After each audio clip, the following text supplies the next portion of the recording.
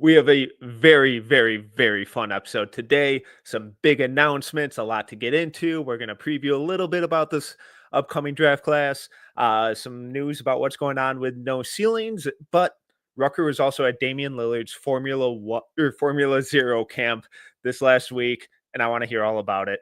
Let's party.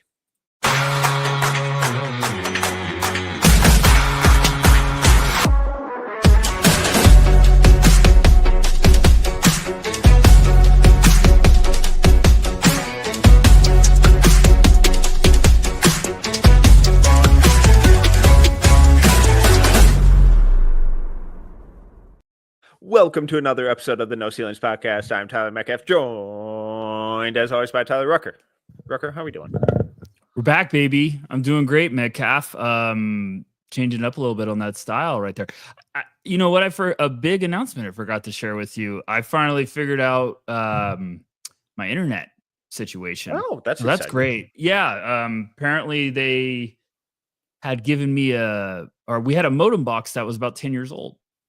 And we're paying for high-speed internet, so that's always fun. I joked that we had a Ferrari engine in a Honda Civic. So, yeah, I should be good. Hopefully not cutting out. But how are you doing, sir? I can't wait for your internet to cut out in like 10 minutes. It's going to be fantastic. It's already lagging on my side, too, so this is actually like shooting me in the foot. So I hopefully it looks better for you guys. I am fantastic. You know, we took a little week off there. I disappeared to a mountain and was out of cell service, which was incredible for almost a little over a week. Felt weird, and then came back to a whole bunch of nonsense. But yeah, and I'm good. It's always draft season, and you while I was running away to gorgeous mountains of Colorado, you were busy getting to work. Yeah. Some of us have to work for almost a living. I know. I don't do anything.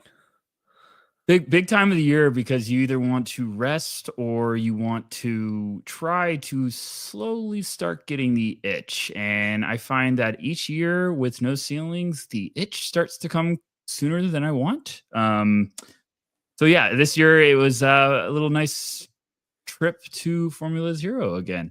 By the way, in the cold intro with you saying almost Formula One, I almost do it every single time talking about going to this camp. So, yeah, you know how it is. It's you look for anything to kind of get the gears going again in the basketball scouting grind because, you know, I think people always say like, "Hey, you guys work so hard," and it's like, I wish you knew half of it, but it's a fun thing and.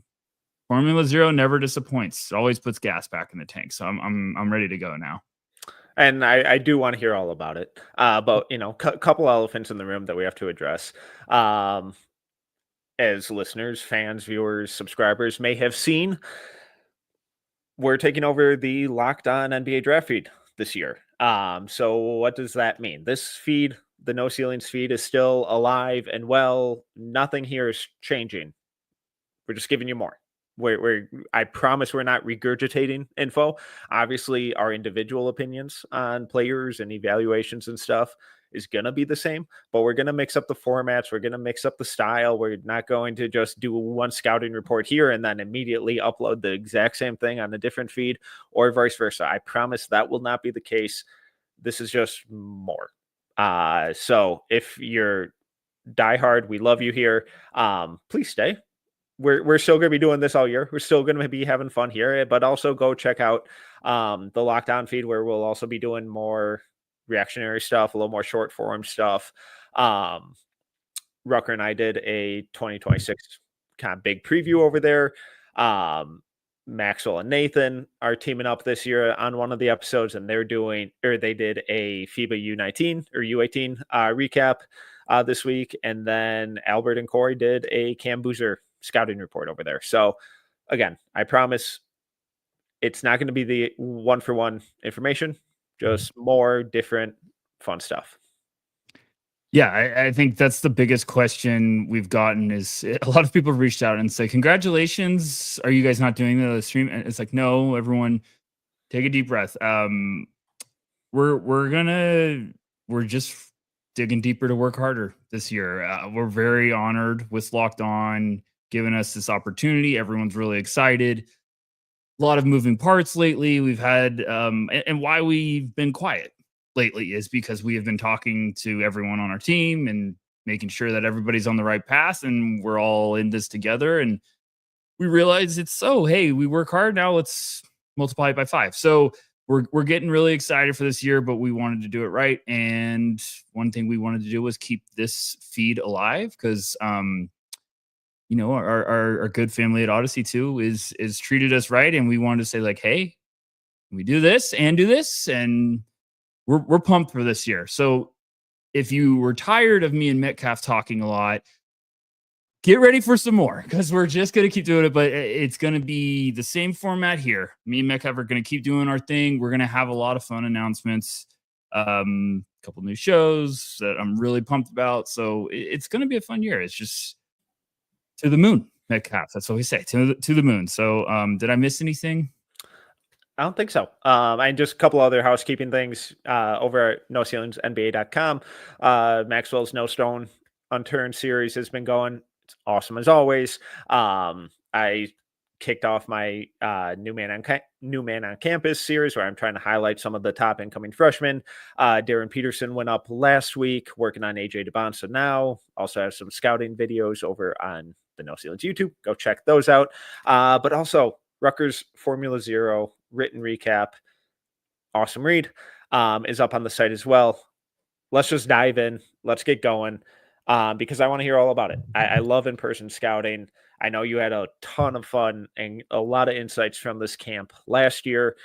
For those unaware, Damian Lillard puts on this camp in the Phoenix area, and it's some of the top college players, and along with some really highly talented and highly sought after high school players as well. So it's a fun mix of ages and talents and positions and skill sets that get exposed to this. And the first name that you had out there was incoming Baylor guard, one of the most fun players at Hoop Summit, Tounde Yessoufou. It was pretty easy with Tunde's evaluation because we've seen him a couple times, and like the first day I've watching everything, I'm just like, Tounde looks just the way I remember him. And I'm not saying that in a bad way, like he hasn't gotten any better. It was just more of like, still rocks, still is fun, still very excited to see him at Baylor. So it was one of the easier ones. I thought, if you haven't seen Tounde in person, he is a ball of muscle. I think Metcalf can back me up on that. He's very, very cut up. He looks like he's more of like 4th year in the NBA body definition than, high schooler getting ready for his first year at college. I thought he looked even more cut up, Metcalf, like not bulk.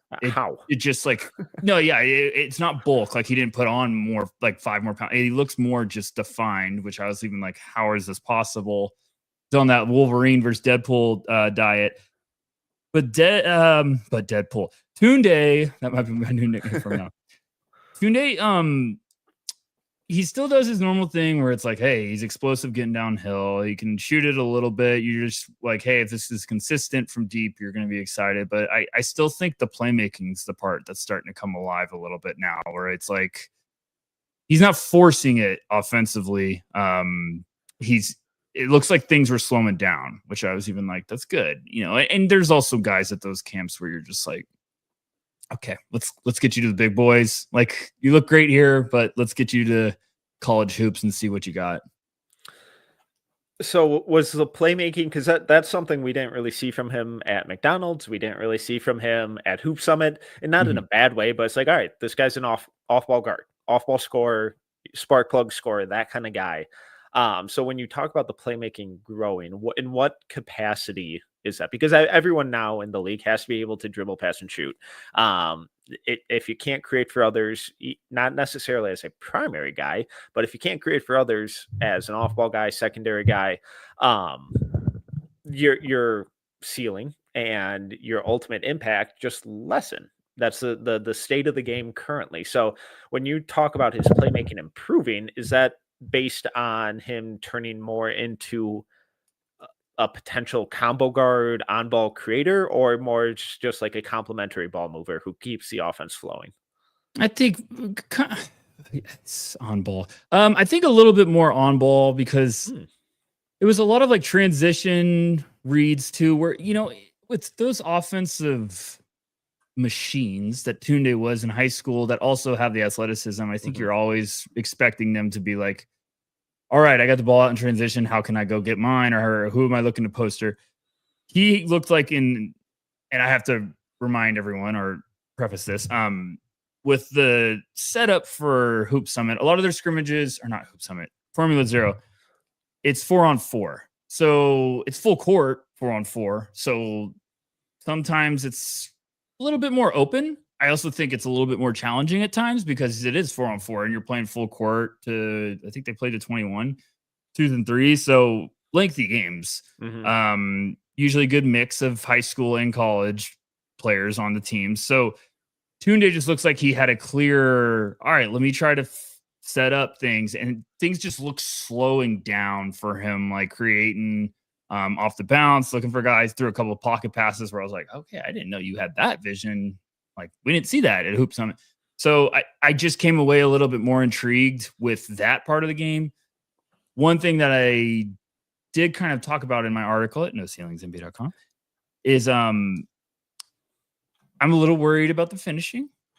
Okay. We might have VJ Edgecombe syndrome 2.0. And I think this is becoming a very common thing with powerful leapers. Yeah. You have to figure out how to finish without power. You have to figure out some finesse. He had some up and unders were gorgeous, but there's also some times where he just wants to overpower people when he's getting a little exhausted. And it's like, you got to figure out either like a floater or something, to adjust. So I think that was just one note. I said, keep an eye on the finishing numbers this year. So what was it, a lack of craft or an inability to deal with physicality? Because I guess I didn't pick up on that at Hoop Summit necessarily, but is it anything that you're overly concerned about, or just maybe it was an off week? Nothing I'm overly concerned about. I think it's more of a creativity and awareness of I can't just when in doubt power people over, overpower people. I think because sometimes you had some beautiful up and unders where I'm like, whoo, but it's like attacking, getting downhill. I think you have to have a little bit of creativity to react, contort your body, finish sometimes with, finesse. So I think that was with Tounde sometimes. And maybe it was him getting tired in the middle of games and he's like, I'm just going to try to get to the foul line. Sure. But there's a couple of times I think he was just trying to go over people and people were like, no. And even though he's stronger, you just got to you got to figure out some ways because he's all of a sudden going to get to the next level in college. There's going to be some giants down there that are physically ready to try to match him. So that was just a little nitpick that I was like, oh, I'll keep an eye on this moving forward. Okay, so more of just like an athlete learning how to adjust as he scales up in competition, and that gap between the worst guy on the floor and the best guy on the floor continues to narrow. Yes. Okay. Anything else? You know what I'm saying? Like, we see it all the time across the position. We see it all the time. Yeah. Especially, I feel like it's the most prominent with bigs, where it's like, oh, you're the only 7-footer on the court, and you have a 35-inch vertical, and the next biggest guy is 6'7" and 50 pounds lighter than you. And we see those guys put up bonkers high school numbers, and then they get to college. It's like, oh, that tailed off a little bit because the other team has a guy like this. And then they get to the NBA and it tails off even more because it's like, oh, the other team has 3 guys like this. Right. But now we're kind of like you mentioned VJ. Am I overly concerned about VJ as a scorer or finisher? Like throughout his career? Probably not, but there is that adjustment period. Absolutely. What else you got from me? Anything else on Tounde or no? No, it was one of the quickest. Like Tounde looks. When you ever go to an event or you see someone and you're like, I've seen him a bunch. You're trying to find something else. That was me with the finishing at the end. I was like, okay, maybe I found something. Keep an eye on this. Yeah, I love that. Okay, let's move on to a guy who I'm totally unfamiliar with. Well, not totally unfamiliar, just haven't gotten around to doing a deep dive on yet. Matthew Abel, freshman guard going to NC State, 24th ranked recruit on ESPN. Why was he such a standout for you? It was one that I feel like I had seen a little bit of buzz coming into Formula Zero. And I was like, all right, let's see what's, because I say all the time, I'm not I don't like to go to events sometimes and watch like a bunch of film of these guys before, because I want to go and just, what I really do, which is sicko, is I watch the first day, figure out who pops to me, and then I go home and watch film on them before I go back the second day, because I'm like, all right, these are the guys that got my attention. Let me see if there's something here or if they just had a good day. So Abel was one of those like late, like just kept lurking every time I was watching. I was like, okay, there's something. And first time I was really able to focus on him, no pun intended, it was a 3-point shooting drill. Kid can't miss. And at first I was like, well, his shot's beautiful. It's one of those like, oh, he can really get hot from deep. And then he has a little bit of like a body twist on his follow through that I was like, is that going to be a problem? And then I was like, well, they just rattled off 10 straight, so I don't think it's that much of an issue right now. So he was just like cooking, just couldn't miss. And I was like, all right, looks really, really good. Then they scrimmage and hits a couple from 3. And then just has a drive where he throws down one of the nastiest like poster left-handed slams I've ever seen. And like after that, it felt like he was Bane that got like injected with the venom, and he was just all over the place. And I was like, oh my gosh, we're really cooking it. So little thin, but good frame, good size. At first I was like, in my notes, I was like, okay, maybe a floor spacing that you hope develops defensively. And then the game just kept going on. And after he had that dunk, I was like, now we got life. Cause he was like moving, he was barking he was playing on adrenaline. I was like, now there's some nastiness to him. So it was one of those, when you find a guy that you're like, maybe this is the one that rises up some boards to start the year, because he's shooting 48, 43 to start the year. I was like, maybe Matthew's one of those I need to keep an eye on. So to start my evaluation, I was like, on the ball juice.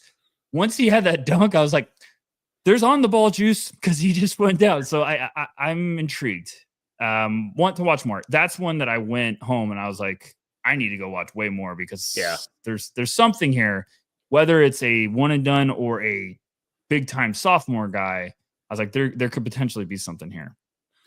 And that's going to be fascinating to see what type of role he has, because and NC State could be a lot of fun this year. They have a lot of fun names. Obviously, Will Wade's first year, but they also have a bunch of returners and transfers, and Terrence Arsenault, Kadir Copeland, Trey Holloman, Paul McNeil, Van Allen Lubin. Like they've got some real serious talent. And if he's able to stretch the floor significantly with the added eyes, with some of that returning talent, do you think there's a real chance that he could end up being a one and done type guy, or a big time, or someone who kind of makes a name for himself, maybe tails off at the end of the year and then develops a ton physically over the summer and comes out as one of the top sophomores?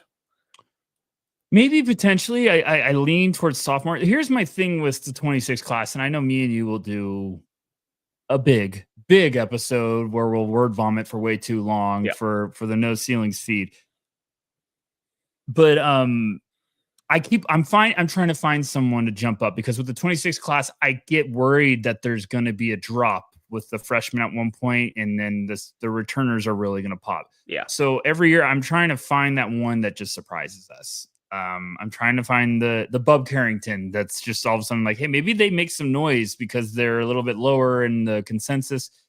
So I have an open mind right now, because just my initial deep dive of this class, I'm like, we could have some freshmen that are not ready, that like maybe there's returners going sooner than we thought. Jaden Ivey, when he climbed up the boards that one year, we see it every year where they're Keegan Murray, guys that can climb up in a hurry. So I just think Abel, I'm open-minded now. So like when I watched Abel, I was like, maybe this is a little Jet Howard-ish, but when you can shoot and you've got some athleticism, you got a shot. It's just how quickly are things going to fall into place. I feel like my cop-out's always, maybe he's a sophomore guy, because I'm just like, well, it's safe. But there's some stuff there. You can really shoot it. I just want to see how it transitions early on. So I don't know. I'm going to cop out and say both. Let's pivot to a guy who could be making that sophomore year leap. Really intriguing freshman, guard wing from San Francisco, Tyrone Riley IV, got off to an insanely hot start last year.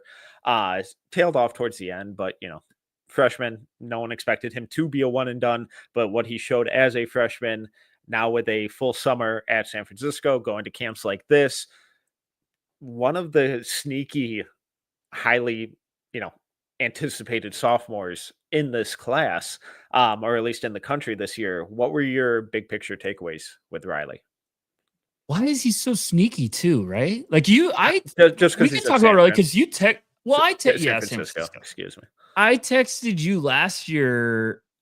I feel like I asked you about something. And you're like, well, Riley, check out Riley, and it's just always amazing how.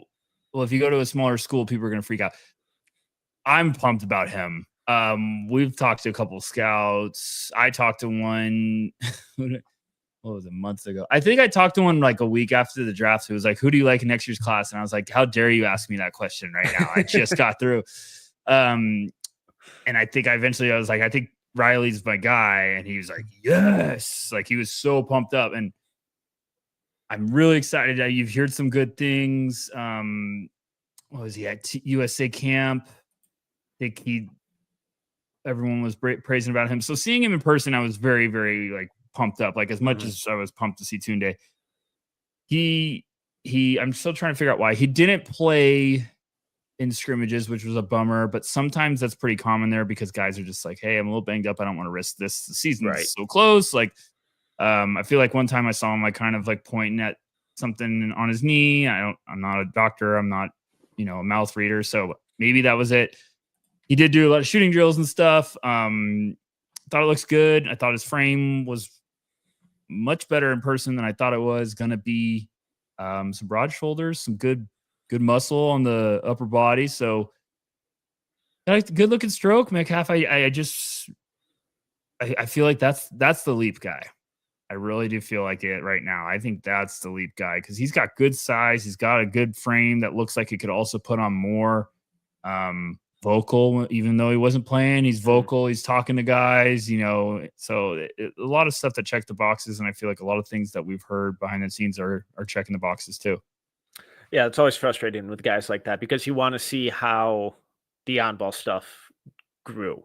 Over the summer, how the handle grew, how the decision making, the passing, the on-ball scoring grew. Because I don't really have any concerns about him as like a spot-up shooter, but what else is there? I know there's other stuff, like we got flashes of other stuff, but it's like how consistent is that being implemented? How much more polish is there? So hopefully he's healthy soon. And it, from the sounds of it, it doesn't sound like there's anything major or serious or anything like that. But even just the fact that he's developed a lot physically and gotten stronger and looks a little bigger, I think is really, really encouraging. I think he was listed around like 6'6", 180 last year. And like, I was like looking at him, I was like, hey, 180 with that upper body. Like he's got pythons for arms. And so he either put on some good weight or it's all in the upper body. So I just thought he looked stocky. He looked closer to like 190, 195 to me, at least. Now we'll see if those numbers are right. But I definitely think, for people that are starting to slowly get the itch like us and slowly get educated on this, like he was in the portal. He was one of the top targets for a lot of teams. Like people were trying to get him, and then he went back and said, I'm going to stay loyal to San Francisco. And everyone's like, yeah, that's awesome. So it's not like he isn't, this big prospect because he's going to San Francisco, like shout out Dons. He can play. Like Tyrone Riley can play. It's just,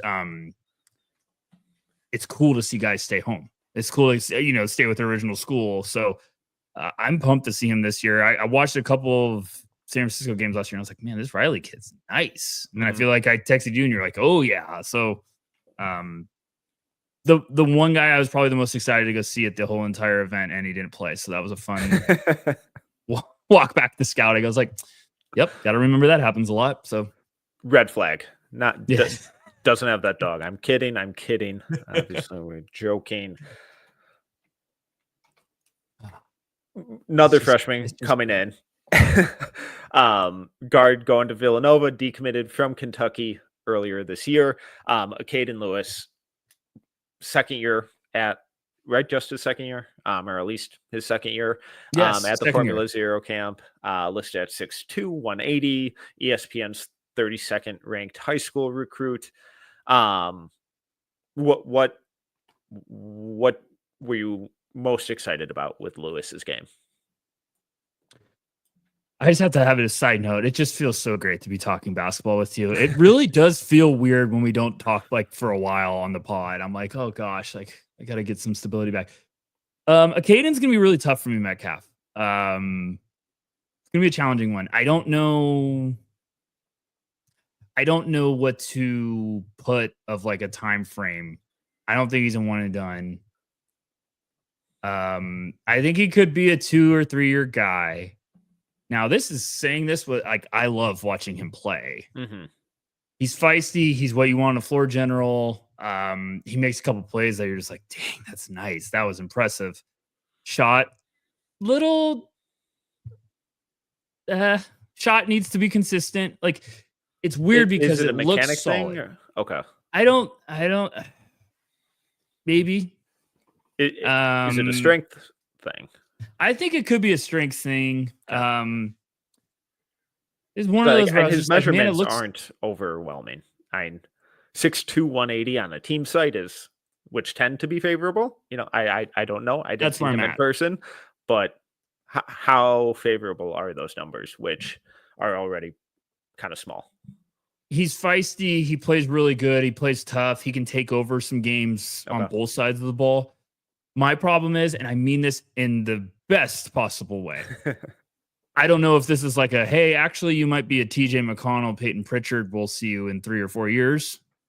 But you're going to a good school, work on your game, like just be patient. Maybe he's a one and done that all of a sudden goes 23rd and I look like an idiot right now. It's just, I was like, okay. I went home and saw 6'2", 180 when I was writing the article and I was like, I don't know about 6'2". So maybe, but he's really fun to watch because he plays competitive as heck. He's tough. If the outside shot comes along consistently, I'm probably like, hey, I'm excited about maybe as an early change of pace guy because there's just some really good feel stuff, but it just seemed like maybe it was a bad day for me when I saw, but like I was sitting front row for a 3-point drill where like they're going all the way around. And I was just like, and it looks good, but he is ice cold right now. And then they went and played the scrimmages and I was like, it looks good, but he is ice cold right now. So it's just one of those where like crafty in between game, got some finesse when it comes to finishing, some quick hands defensively. And there's some good playmaking. I'm just like, is that going to transition up because of your frame, or are we just looking at a really solid college point guard, which I hate to say, there's a lot of them. That doesn't mean that they're just one and done draft picks, and there's a lot of good college point guards. Yeah. But not a bad way to make a living anymore. Exactly. So I don't know. I mean, that's where I was just like, hey, I don't have an answer right now. This is going to be a wait and see one for me. So with the playmaking, you mentioned he's a floor general. I always delineate between the two of being a good passer as being different than a good playmaker, where I think Tyus Jones is one of the best passers, whereas LaMelo Ball is one of the best playmakers. Kind of on that spectrum, where do you put his point guard play, his passing, his playmaking, his decision-making? It's really impressive reads, but there's a little bit of a gambling man in him. Okay. There's a little bit of flash. There's I've never heard you put it that way. That's because you don't listen to me. You're right. I don't really listen to anyone. I think he might have a little LaMelo. Okay. Like he has good vision, but tries to put some sauce on it sometimes. I'm like, no, I don't need the sauce. Just make the damn pass. Yeah. And then he all of a sudden has some beautiful, simple reads where I'm just like, there you go. So, and I just think that's high schoolers getting ready and it's everything. So Acaden, he kind of play. Oh, you know what? I hate that. I just realized this. Maybe a little campaign in his game. Okay. Now, Campaign was a top 20 pick. So I don't know. It just seems like that's who he reminds me of watching. Now, Campaign also was bigger. So I don't know. I left there being like, I got to wait and see. But I think there's a little bit of it's more of a good playmaker than just like an unbelievable passer. I think he has a good way to set people up, get through traffic, and throw like great dump offs. But sometimes he tries to throw a little some fancy anticipation stuff there. There's some manipulation stuff there. He's not necessarily risk averse, so I'm sure some games there'll be some turnover issues, but some of the highlights will be like, holy crap. Yeah, and I think he tried to throw like a wraparound bullet pass as fast as he could.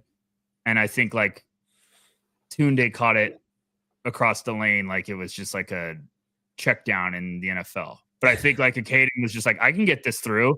And Tounde was just like run the other way through a dug down. But it was just one of those where like, I know what you're thinking, but also risk management. Yeah. So I think that'll come with time. Then finally with Lewis, what, if anything, did you see change in his game from last year to this year? And does any of it make you more excited about what this season could look like for him? I feel like a little bit more assertive when it came to getting off the bounce, creating like that second level. It's funny, I went back and was reading my notes from last year that he was at the event, and like both times I'm like, oh, dude can just play. And I wrote that this year without looking at my notes. Went back to my notes and I was like, oh, I wrote that again. So I must like how he plays. He's just one of them. You're like, every time you watch one of the scrimmages, he makes a couple plays. You're like, whoo, that was nice. That was nice. But I guess you're just trying to figure out like, okay, now how is that going to get to the next level? Is he just going to be like this change of pace guard, or do we potentially have some more potential to unlock? So the beautiful thing about scouting is sometimes you don't get all your answers. Mm-hmm.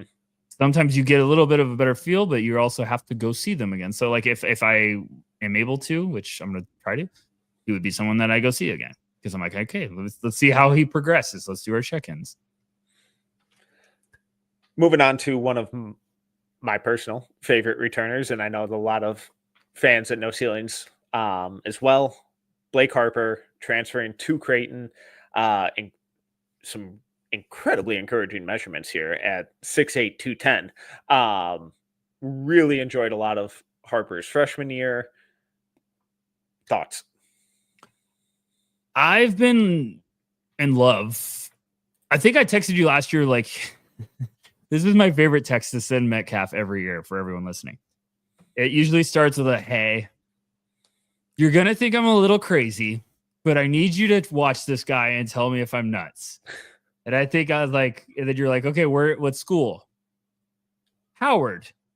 And I feel like it got quiet in our text. And I was like, no, come on, come back. Like, just listen to me. It's like, he goes to Howard. He's a freshman. And then I think I like sent you a screenshot of his numbers to like make you be like, okay, I understand why you're asking me. And I was like, I really like his game. I don't know how I got here. Don't ask. Like, I don't know how I got down this rabbit hole, but I've been like stuck watching him, and I'm really intrigued. I don't know if it's a this year guy. I'm saying maybe this is a transfer guy. So I'm very excited about Blake. Then Steven wrote an awesome piece about Blake in an interview. Like, it was great at NoCeilingsNB.com. Off-season mode, 2 plugs already. So secretly, I was the most excited that he was at this event. Right. He's going to Creighton, and I know what you mean by the measurements. Like, I even had to remember. I was like, gosh, I forgot he's got big boy measurements, and which I don't remember him having last year. I don't remember it either. It feels like he put on like 20 pounds. That's why I'm like, I think that, and then maybe that's why I sent to you like, hey, but look at the measurements, and I feel like I'm also like, did he grow a couple inches? I don't know. So, anyways, I was so excited to see him at the event. He's big. He is stocky. I think the weight's real. He's a stocky boy. Not bad stocky. Mm-hmm. He, in a weird way, it was like what I wanted to see from him. I think you could go to that event and you can want to see guys absolutely just go like alpha mode scoring, or you could see guys that look like they're clearly trying to work on something or let the game come to him. He was not forcing the issue offensively. There was a couple times I was like, okay, come on. Like, you take over for a bit. Like, you try to go get yours. And he kept trying to set people up. And then all of a sudden, like when he wanted to, he would flip the switch. Okay. And it was a lot of stuff attacking, a lot of stuff like getting downhill, trying to jump on someone, you know, when they're falling asleep defensively. He had a beautiful like attack, half spin, little Dirk fade away, like in the lane where I was like, oh, that's all I needed to see offensively. We're good. So I thought the playmaking's good. He clearly looks like he's trying to understand playing with pace, setting people up to like, you know, hey, let me push to stop, to get the defense all over the place, to then create a look for someone. He didn't dominate offensively, but I left there being like, okay, now we're gonna have a fun year. Like, okay. I thought there was a chance. Like, I want to see him not be overwhelmed by like playing against tougher guys. Now, you know what I'm trying to say. Like, that's I think the big thing this year at Creighton is like, whenever you're transferring up, you want to just see like, is things too fast right out of the way, or are they okay? And with Blake, but then how do you adjust to that after that first month? Like if it's chaos and a mess, it's like, okay, well, November was tough. How does December look? And are we improving? Because I love that he's transferring up to a bigger program. Because, you know, with some of these guys who are that size and as skilled as he is, you know, is like the concern of, oh man, is he going to be Maxwell Lewis here? Or are you afraid of him kind of falling into that trap at all? Or are you more encouraged? More encouraged. Okay. He's physical. He's tough. He had a couple moments where he really showed some quickness, like some tight window bursts, and looks like a good kid that's competitive. Like, I was like, all right, I left a bit. He might not have had 20 in one of the games. I'm just throwing numbers out. Like, he might not have taken over scoring wise, but I felt his impact. I felt like there was some good decision making. So I'm still very high on him for next year. I think that's going to be one of the top guys. I want to see, like, I think if Blake hits out of the gate real quick, we're going to be like, he's going to go up fast, because there's just size, feel, and multi-level scoring ability that he has that you're like, this could get interesting in a hurry. What type of role do you think he's going to have on Creighton next year? Because I think they're going to be a lot of fun. Yet again, shocker, but between returners and transfers and Josh Dix, Jackson McAndrew, Owen Freeman, Blake Harper, I think they're going to be a lot of fun. How do you see Harper fitting into that rotation? Yeah, I think that's the big question for me out of the gate. Is like, I think at Howard, he was just obviously like, oh gosh, we have a monster here. Let's just let him roll.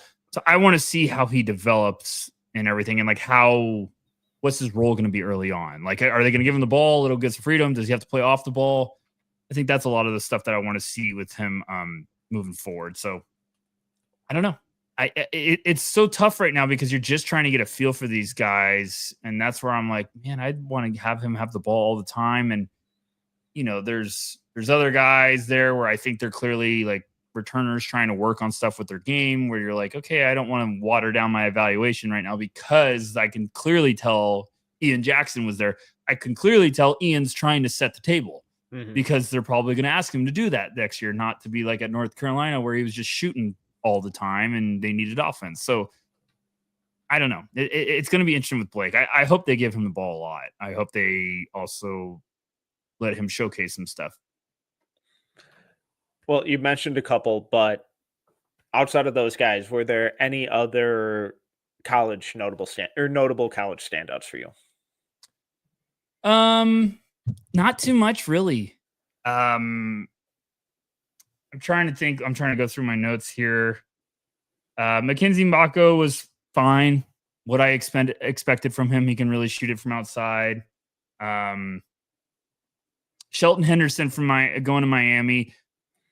gave me Shemi Ojale vibes, but I think there's a little bit more stuff there of just like the physical bruiser that can shoot it a little bit. And then as the games went on, I was like, okay, there might be some more there to live off of. But I think that was the one that I was like, okay, the more I'm watching him, the more I like. So I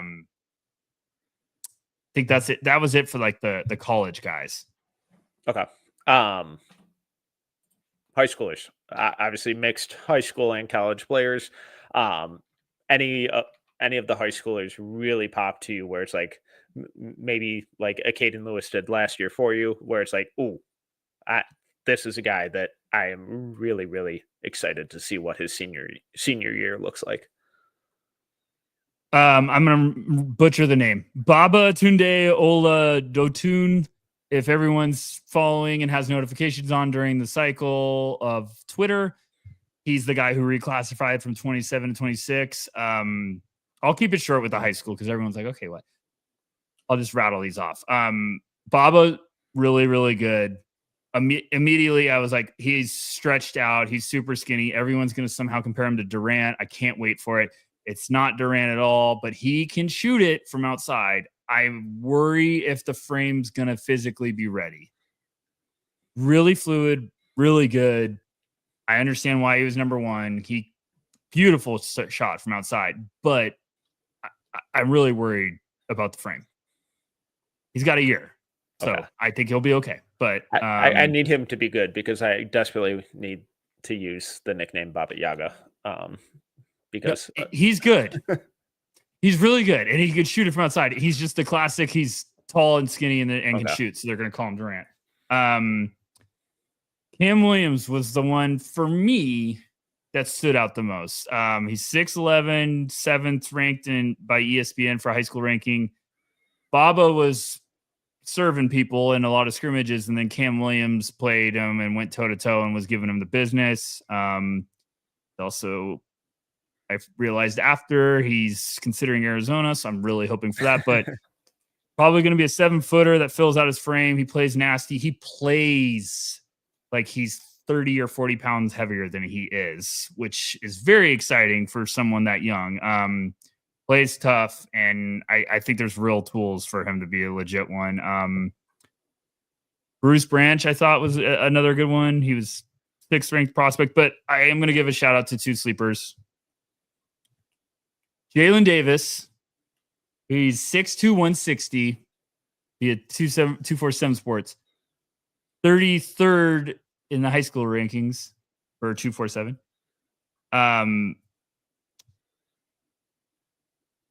He is so damn good. He had a couple games where I was like, this kid rocks.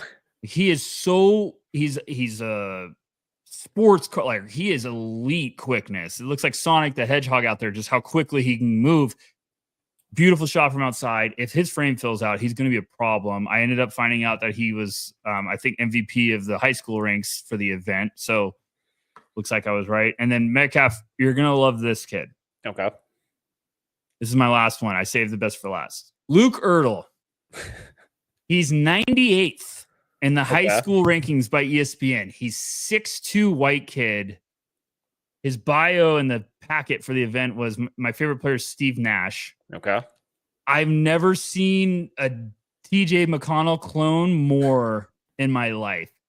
He was like picking up people nonstop. He's picking their pockets. He's like, I swear, he looked like he was going to spit venom.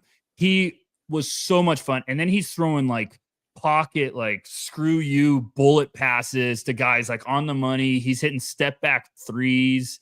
Little lefty, and he's from Indiana. He's already committed to Purdue. So I was like, oh, this is going to be literally another solid point guard for Purdue for 4. He's probably going to play 4 years. Yeah. But man, he can play. So they're going to go from Braden Smith to this kid. Awesome. 100%. Literally what I wrote down, I was like, Braden Smith 2.0. Like, he is so much fun, and he can play. Like, I saw it, I was like, man, like, who's this little white kid? Like, on the first day, he might have been one of my favorite guys the whole camp. Like, he was awesome, just so fearless and didn't care, and was like, going toe to toe with everyone. Like he was just like, I don't care. And he'd let you know too. Like it was great. So it was a fun camp. Like people were giving crap on these high school kids for the upcoming year. And I was like, what am I missing? There's some talent here. There's a lot of guys. There's always talent. You just have to find it. And that's why we go in person. Well, Rucker, it's good to get back on mic. These are always fun. Miss doing it. We'll be back next week. Make sure to go check out Rucker's written piece, NoCeilingsNBA.com. Got a ton of good stuff up on the YouTube channel as well. I'll be having more film school, preseason scouting reports, some breakout candidate stuff, both on the written work on the site, on the YouTube channel. Go check out Locked On NBA Draft with No Ceilings feed. We'll be coming to you 3 times a week, shorter episodes over there up until September. Then we go every day. So Gal, the team's working throughout the summer. A lot of really fun, awesome stuff. Both currently up on the sites and coming up. But he is Tyler Rucker. You can follow him at Tyler_Rucker. I'm Tyler Metcalf. You can follow me at Team Metcalf 11. If you enjoyed this episode, please make sure, rate, review, subscribe, all that good stuff. Till next time. See ya.